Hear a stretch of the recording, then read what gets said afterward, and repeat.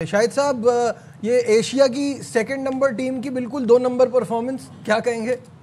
तो ये क्रिकेट से बड़े हो गए, ओवर कॉन्फिडेंट ज्यादा हो गए। सही है। इसमें मैं अपने आप को बोलूंगा कि मैं समझ रहा था मतलब एशिया की सेकंड बेस्ट टीम है ये जिस तरह से इनिंग को एंड किया था अफगानिस्तान से, मैं ये नहीं कहूँगा शुरू में उनकी हालत स्टार्ट अच्छा हुआ फिर बहुत ख़राब हो गई, लेकिन जिस तरह से एंड किया उन्होंने, लग ये रहा था कि अब उनको हराना मुश्किल हो जाएगा, बट बड़ा कैलकुलेटेड खेला श्रीलंका। पहले अफगानिस्तान से शुरू करूँ। नजीब, एंड वाला जो जुमला आपने बोला बहुत ज़बरदस्त कहा है, क्योंकि ऐसा एंड अभी तक हुआ नहीं है। शाहीन शाह अफरीदी का थोड़ा सा नज़र आया, 20% 25% नबी वाले, और नबी ने जिस तरह लास्ट ओवर में 5 छक्के लगाए तो ऐसा लग रहा था कि बड़ा ही अच्छा टोटल बना दिया, क्योंकि चेंज नहीं हो रहा ना।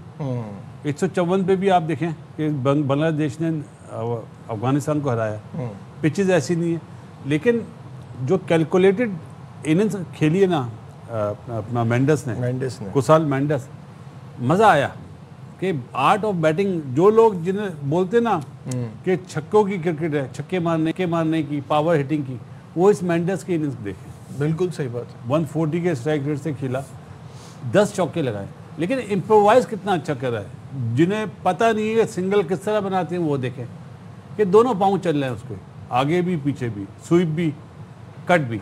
तो सीखने वालों के लिए बहुत अच्छी चीज़ है। और अफगानिस्तान मेरे ख्याल नंबर 6-7 पे कभी जन्नत आता है, कल वो नंबर 3 पे आ गया, बहुत ज़्यादा ही फेवरेट है भाई।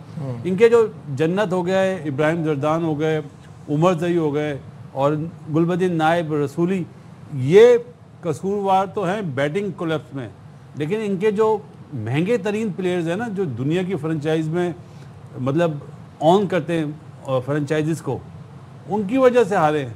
फजल फारूकी 3 ओवर में 37 रन, नूर 3 ओवर में 38 रन, अच्छा एक बॉलर और मुजीब 3.4 बॉलों में 40+, तो ये 3 बॉलर कसूरवार है बेसिकली। लेकिन ओवरऑल तो देखा जाए बासित भाई, वो तो एंड में रन बन गए या कल इनका स्कोर अच्छा हो गया, बट इनको बैटिंग का ज़्यादा प्रॉब्लम है और फास्ट बॉलिंग इनकी कमज़ोर है।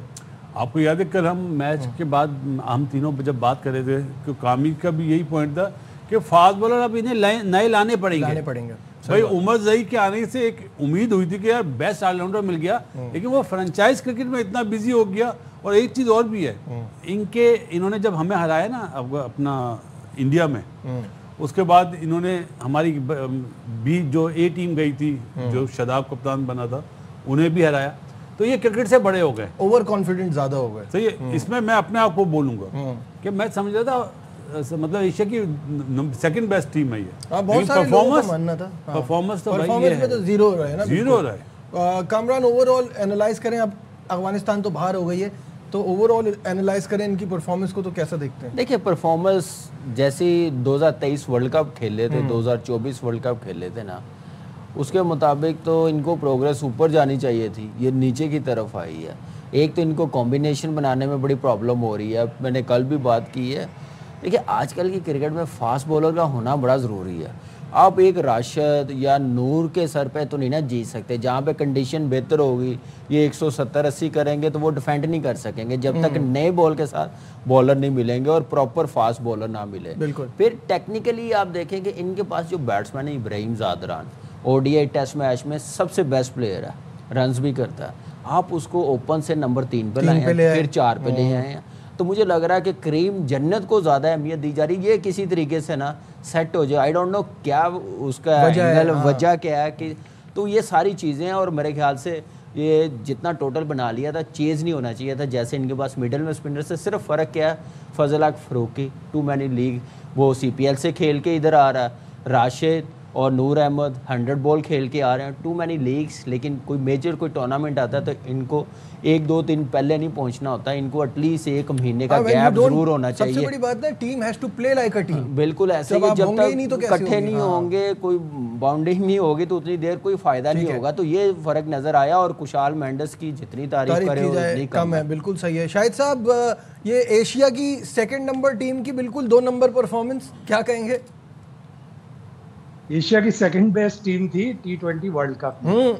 T20 वर्ल्ड कप में अगर आप देखें, इंडिया फाइनल जीता, ये जो अफगानिस्तान है इसने सेमीफाइनल खेला। तो मेरी मुराद अभी नहीं थी कि सेकंड। लेकिन आपके स्टेटमेंट पे बात नहीं कर रहा। वैसे आप शायद भाई आपकी बात को ना गलत एंगल दिया गया। गलत एंगल दिया गया। और दूसरा आपकी बात नहीं करे, बहुत सारे लोगों ने ये मानना शुरू कर दिया था। मैं अपनी मिसाल दे रहा हूँ, बासित भाई अपनी एग्जांपल खुद दे रहे हैं। बासित भाई आपको बचपन से फॉलो कर रहे हैं।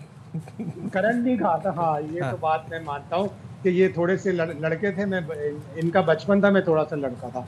लेकिन बहरहाल मेन चीज ये है कि कोई टीम अगर 8 महीने तक कंबाइन होकर क्रिकेट ना खेले, सारे अलग अलग लीग में खेल रहे हैं, डॉलर कमा रहे हैं, तो उनकी वो हम आहंगी और वो जैसे बॉन्डिंग, कामरान ने कहा ना, बॉन्डिंग नहीं थी प्रॉपर। ट्राई सीरीज में भी नजर आया। फिर इनके 2-3 अच्छे प्लेयर जो T20 के बहुत अच्छे प्लेयर थे, जैसे नजीबुल्लाह ज़दरान, उसको बाहर कर दिया। नजीबुल्लाह ज़दरान बहुत ही अच्छा प्लेयर था, लेफ्ट हैंडर था। इनके पास ऊपर से अगर आप देखें 10 प्लेयरों में ऊपर सिर्फ एक सदीकुल्लाह अतल ही लेफ्ट हैंडर है, बाकी सारे राइट हैंडर हैं।